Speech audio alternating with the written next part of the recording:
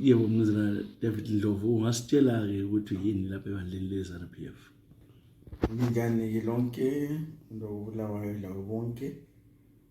Mina nguthi Alderman Ndlovu David, ngiyimember ngoba ngilunga le-Central Committee leZanu-PF. Manje.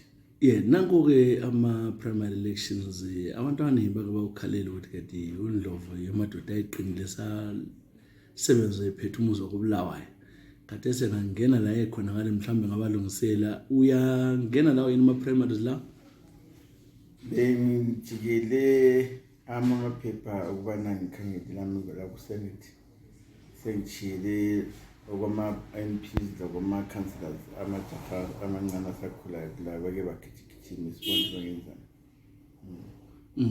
Kutsho ukuthi-ke nxa ungihamba kuhle siyabona ukusenetha le.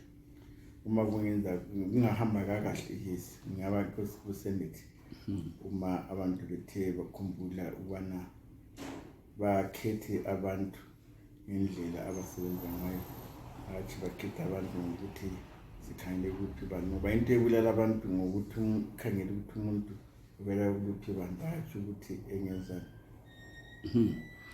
uBulawayo abantwana bayakhala bathi sokukhethwa nje abantu belanda amabandla basakhangela umuntu njalo lokho lalikwenziwa kudala ukuthi wakhala ukuthi umuntu lo kambe ungathuthukisa uBulawayo yini, ubona njani wena?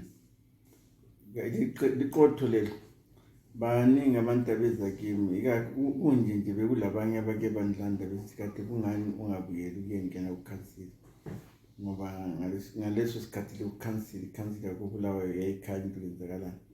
Kodwa-ke kade hayi sokwedlula lokhu kuyakhanya sibili ukuthi sokwaba le nguquko ethize ngezizathu ezithize mhlawumbe ezenza ukuthi uBulawayo ingasebe uBulawayo leyaziwayo. Ziningi izizathu engizibonayo mina okugoqela khonokho ukuthi sesikhetha abantu abangalathando loBulawayo.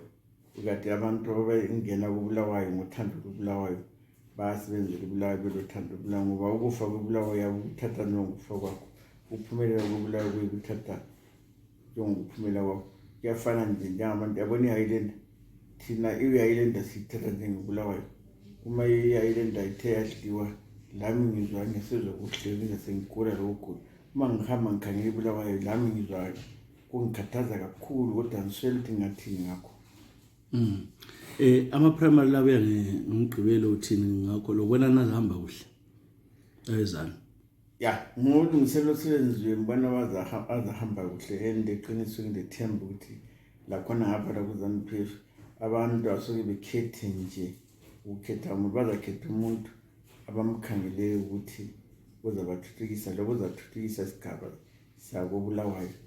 Ngikhangela uBulawayo kuphela mina, ngiyabe ngikhangele le-region ezewolu, sikhangele ukuthi abantu laba ngabakithi, ngakhethela ukuthi bakhuluma limi bani, kodwa ngabantu engikhangela ukuthi kumele kube ngabantu abazakhulisa i-region ingasalele emuva, njengoba vele i-region yethu ekhanya isalele emuva ezigabeni eziningi.